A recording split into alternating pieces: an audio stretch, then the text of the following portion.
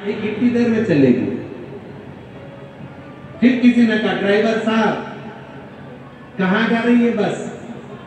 Driver दूसरा था, चलाने वाला दूसरा था। वो तो उतर के चाय पीने गया, उसकी सिंहासन पर, उसकी कुर्सी पर, उसकी सीट पर कोई दूसरा बैठ गया तो लोगों ने उसको ड्राइवर कहना प्रारंभ कर दिया। उसी तरह आप कहाँ बैठ रहे हो? पान की दुकान पर बैठोगे तो पान जैसा व्यवहार मिलेगा, कहीं दूसरी जगह पर बैठोगे तो दूसरी जगह जैसा व्यवहार मिलेगा। मदिरा की दुकान पर बैठ गए तो सब तुमको नकारते हुए धिक्कारते हुए ही जाएंगे। कहीं जुआरी के पास बैठ गए तो भी तुम्हें नकारा जाएगा, धिक्कारा जाएगा। और कहीं अगर किसी सदगुरु की शरण में जाकर बैठ गए तो तुम्हारा सम्मान होना। और यह प्रसंग कहीं दूसरा जगह का नहीं, इसी महाराष्ट्र की पवित्र भूमि का। महादेव महाराज जी महाराष्ट्र की पवित्र भूमि पर संत तुकाराम जी का चरित्र, कितना सुंदर चरित्र है। संत तुकाराम जी एक बार बैठे हुए थे, रात्रि को नींद नहीं आ रही थी।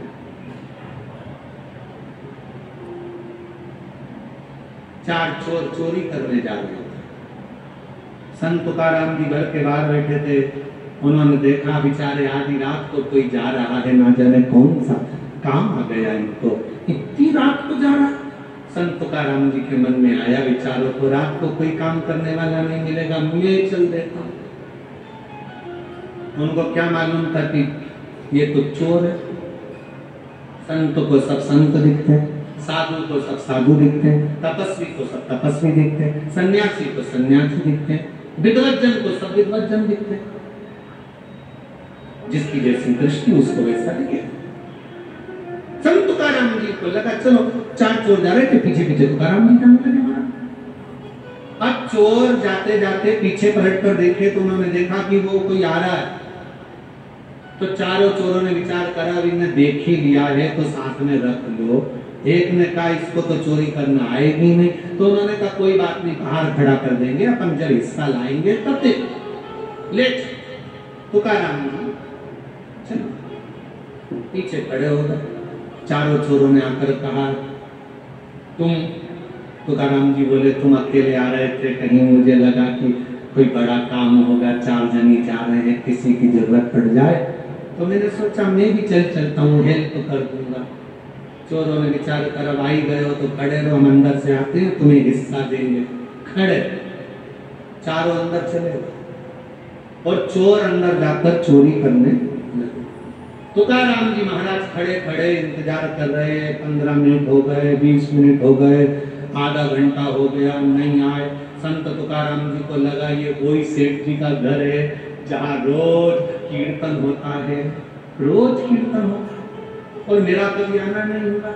एक काम करता हूँ, मुझे लगता है चारों की चारों कीर्तन में लग गए और मुझे बेवकूफ बना गए, मैं भी अंदर चले गया। जैसे तुकाराम जी अंदर गए, हरि विठल का फोटो लगा था, तुकाराम जी ने जेब में से निकाली करताल और करताल बजाना, विठल पांडुरंगा विठल विठल विठल जो कहना प्रारंभ करा। चोरों ने सोचा ये तो पकड़ाएगा, दो पलंग के नीचे घुस गए, दो ऊपर छत से छुप गए। सेठ जी के नेतृत्व, सेठ जी के नेतृत्व ले तो सेठ जी दौड़ कर आकर देखा तो तुकाराम जी आज तो मेरी किस्मत चाहते इतनी रात को संत तुकाराम जिनको बुलाने के लिए मैंने पूरी जिंदगी निकाल दी, वो कभी नहीं आए, आज आ गए। दौड़ कर जाने लगा पानी लेने के लिए, चरण पखारने के लिए आया, दौड़ कर आया। आते से बोला गुरुदेव आप? हाँ मैं आपके लिए कुछ लेकर आया। संत तुकाराम जी बोले हैं नहीं कुछ नहीं। इतने में सेठ जी को लगा हमेशा गुरु तुकाराम जी तो जाते थे तो 4-6 लोग उनके साथ जाते थे, आज तो अकेले आएंगे तो आश्चर्य की बात। इतने में सेठ जी ने पूछ लिया गुरुदेव आज अकेले आए हो? तुकाराम जी बोले काहे को अकेले, दो पलंग के नीचे दो ऊपर। कौन कहता है कि हम अकेले? दो पलंग के नीचे है दो ऊपर। इतने में चोरों ने सोचा कि जूते खाने को मिलेगा, उतर जाओ नीचे। चारों निकल कर बाहर आ गए। सेठ जी अंदर गए, चारों के लिए माला लाकर पहनाए।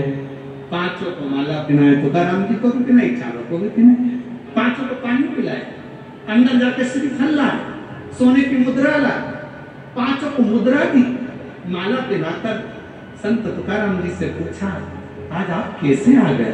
तुकाराम जी बोले, ये मेरी नहीं, इन चारों की इच्छा थी तो आ गए। मेरी इन चारों की इच्छा।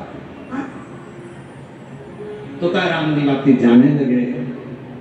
सेठ जी हाथ जोड़कर कहने लगे, तो आप किस कब कृपा करोगे? तुकाराम जी बोले, जब ये चारों ले आए, जब ये चार लेकर आएंगे। चल लिए।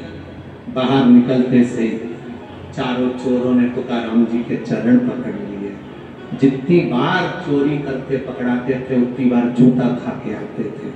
आज पहली बार चोरी करते पकड़ाए तो गले में माला पहन कर ये आपकी करुणा है, ये आपकी उदारता है, ये आपकी दया है, ये आपकी कृपा है। संगत, रंगत और मेहनत व्यक्ति की पहचान बना देता है। आप किसके साथ बैठ रहे हैं? मक्खी हीरे के साथ बैठी कीमत वाली हो गई, मक्खी सोने के साथ बैठी कीमत वाली हो गई। मक्खी अगर सब्जी पर बैठती तो कोई कीमत नहीं थी, फल पर बैठती कोई कीमत नहीं थी, मक्खी जूते पर बैठती कोई कीमत नहीं थी, और वही मक्खी की कीमत हीरे और सोने पर आ जाती है।